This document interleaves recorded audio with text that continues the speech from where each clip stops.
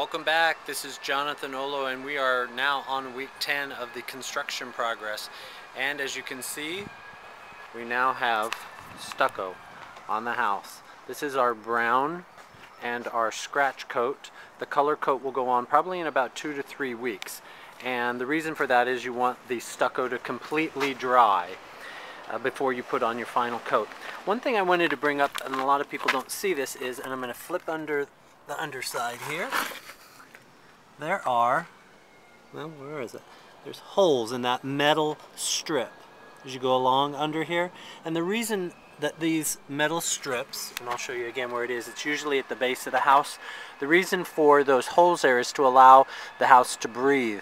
If stucco does get wet, and if it stays wet, you'll end up with moisture under there and mold and all that other stuff. So this allows the house to breathe and dry out as needed. We're back in the master bathroom, and before I may have mentioned something about the shower pan. Well, this is a shower pan, and the reason why it's black is this is a tar material basically that is a water barrier. So it will be tiled eventually, but you need to put a water barrier under that. And you also will go under this. It's kind of hard to see, but there is a bench there, and that water barrier goes all the way under the bench and usually just around the base. We're in the guest bathroom, and the tub has been installed. It is a jet style tub. The panels are actually, which is great, are in the front, so if you have to access anything, you're able to get to it. Usually they're on the back or the front of the tub, and you have to create a door behind that into the closet or into the other bedroom. So they actually had to remove some of this sheetrock or the green rock that was around it to get this tub in. It barely fit in. The master bath shower again, and the other video I had, we did not have this material up on the wall. They're going to float, is what they call float the tile that's going to go on here. And it's actually, you can see, it's just like a metal chicken wire that is nailed on there. This does need to get an inspection, so they're getting it prepped and ready. So wherever there's going to be tile floating, as you can see, it will have all of this chicken wire, and there is a, you can see here, aqua bar. That's another water repellent barrier that's between the wall and the green rock that we had before.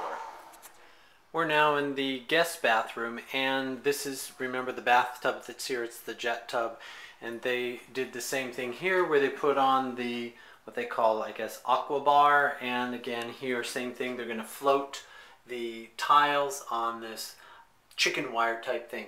They also put a water protectant, kind of like a tar, around the window because, again, in a shower, see the shower head will be there, water is spraying towards the window, and if you notice in a lot of older homes, there wasn't a lot of protection around the window, so now there's a lot more that'll probably be tiled and protected so water does not seep down there.